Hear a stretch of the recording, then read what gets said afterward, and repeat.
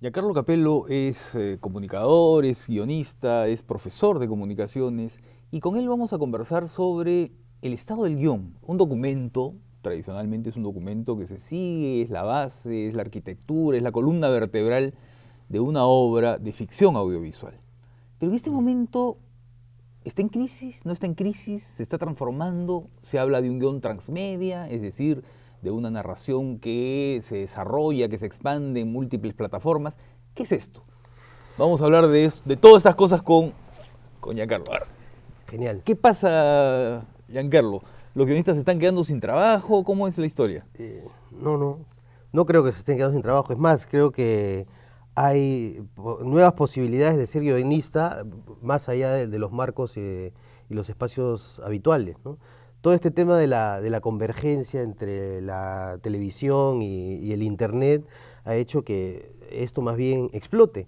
Lo que podría dar la idea de que hay una especie de crisis es que como estamos en una etapa de gestación y de tránsito, no sabemos exactamente qué hacer o cómo utilizar algunas de las nuevas posibilidades. Y esto en todo caso tiene dos partes. Están las posibilidades del guionista, que está encontrando cosas nuevas, posibilidades y combinaciones distintas, y del otro lado está el público también, porque el guionista no puede pensar su trabajo sin el público. El público también está cambiando, ya no es el público que simplemente se sienta a ver la película, sino que su modo de consumir la película también está cambiando y también en gran medida por las posibilidades de la convergencia quiere entrar a una dinámica distinta, ¿no? A ver, la idea de un guionista tradicional, digamos, un Barton Fink, ¿no es cierto? Ujú. El hombre que va, se encierra en un hotel, ¿no es cierto?, con su máquina de escribir y o se inventa una historia o adapta un libro, ¿no?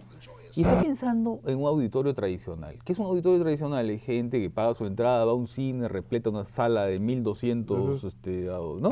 Personas y ve su película en pantalla grande, 2 horas de ficciones, ¿no? Y entonces, claro, son historias narradas que de alguna manera pues se van ramificando, digamos, en la imaginación de los espectadores. Ese es un guionista, digamos, el guionista tradicional, el guionista de Hollywood, ¿no? Ujú, El que ujú. pensamos siempre. Pero ¿qué pasa ahora? Tú has hablado de convergencia, has hablado de convergencia entre, ¿no es cierto?, pantallas de cine, televisión, qué sé yo, internet. ¿Qué hace un guionista? Lo que hace un guionista es crear una historia que comienza aquí en el cine de pronto, ¿no es cierto? Crea personajes para el cine y de pronto esos personajes también están en la televisión y también entran a internet y aparecen en una novela y aparecen Mm. en un juego de vídeo y aparecen en diferentes cosas, ¿no?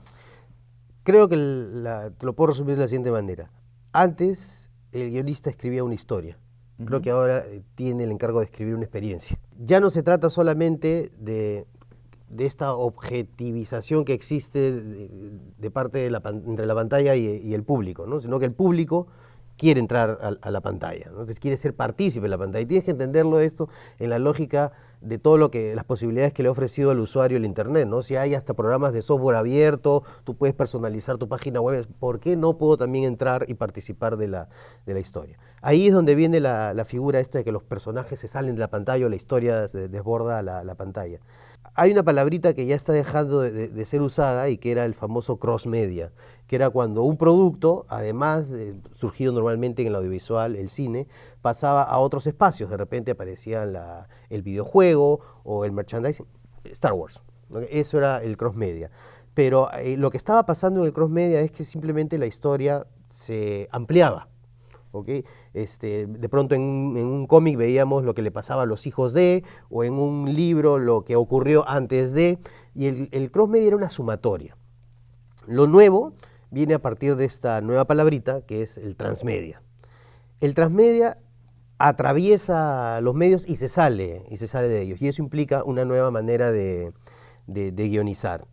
A diferencia del cross-media, no consiste en sumar otros espacios, otros personajes que terminen creando un mundo. No, se trata de sumar puntos de vista para tener una experiencia al momento de la concepción o del visionado, de lo que entendíamos como un visionado natural de la historia.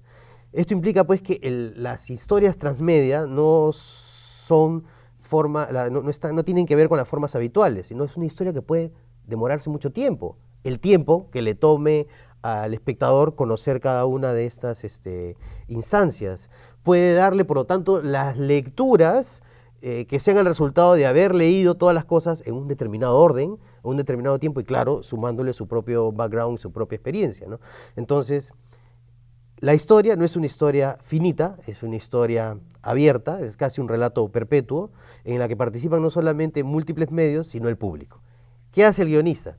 Tiene que ser una especie de director de orquesta que conozca claramente cuáles son las posibilidades de cada una de las plataformas y de alguna manera tiene que hacer este ejercicio surrealista de adelantarse a cuáles podrían ser las reacciones del público, darles posibilidades para que se satisfaga esa curiosidad y luego, dentro de ese mismo juego, imaginar qué es lo que puede de ahí ser lo mejor e integrarlo a la historia, ¿no? Tal vez si te pongo un ejemplo podría ser más fácil.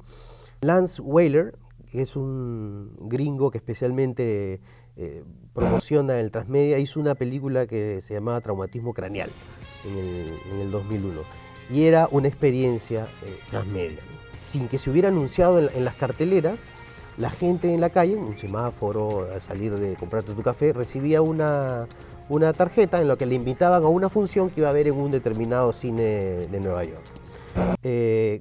Cuando iban al cine, se encontraba que había un predicador hablando acerca del apocalipsis, aparentemente un tipo fuera de control, había otro sujeto que estaba regalando cómics y bueno, entran a la película. Antes de que empiece la película aparece en la pantalla un mensaje pidiéndole a los usuarios, a los espectadores que manden un mensaje de texto a determinado número. Empieza la película y de pronto descubres que la invitación que te habían dado era como una especie de lente que servía de 3D, pero no para ver 3D, sino para ver otros espacios que naturalmente no verías en la pantalla. Cuando el sujeto se iba a su casa y de pronto hojeaba el cómic, descubría que tenía que ver con la película y que en la última página decía, ¿quieres jugar un juego? Y le daban la dirección de una página web. Iba a la página web y de pronto su celular se activaba y la voz del teléfono un poco que lo guiaba, pero en verdad terminaba haciendo confesar a esta persona cuál era su mayor miedo. De pronto su miedo se reproducía con un bucle de sonido en la computadora y aparecían al mismo tiempo otras personas que como este espectador había accedido a jugar. Y si tú intentabas pues asustado irte, volvían los mensajes de texto o a timbrar tu teléfono y el mensaje de texto decía, ¿dónde vas? Si todavía no hemos terminado, ¿no? Y recordaban de pronto que lo del predicador, la voz del predicador se parecía a la voz del sujeto del teléfono, entonces era como un videojuego de la vida real, ¿no? Estas son experiencias además, ¿no? Ya un poco más grandes, ¿no? Hay y pocas, ¿no? Hay otras experiencias un poco más manejables, como las de la última temporada, sobre todo de Lost, ¿no? Donde ya había tanta participación del público que los guionistas empezaron a incluir algunas de las cosas que los fans habían intuido o que tenían expectativas de que fuera a ocurrir, ¿no? Es más, bueno, Lost fue todo un fenómeno, entonces habían spin-off y la gente lo que hacía era animaciones caseras sobre lo que le había pasado a determinado personaje.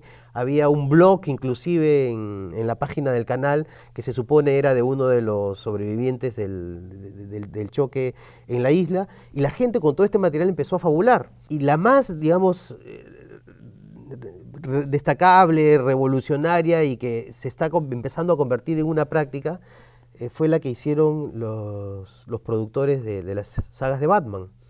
Para la segunda película de Batman empezaron a aparecer carteles como si fueran las elecciones en Estados Unidos, no había elecciones en ese momento, donde se postulaba Harvey Dent. Y te digo que se está convirtiendo más o menos en un estándar porque en la última de James Bond, y eso lo puedes ver en algunos videos de YouTube, hay otras formas de interactuar y participar con el público.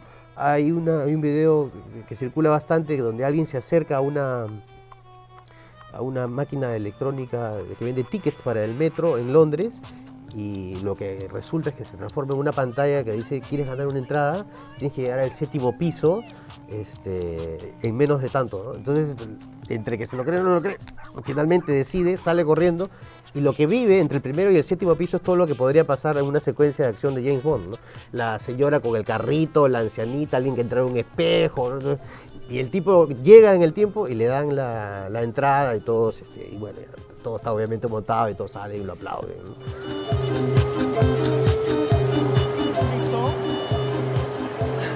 Dum, dum, dum, dum, dum, dum, dum, dum.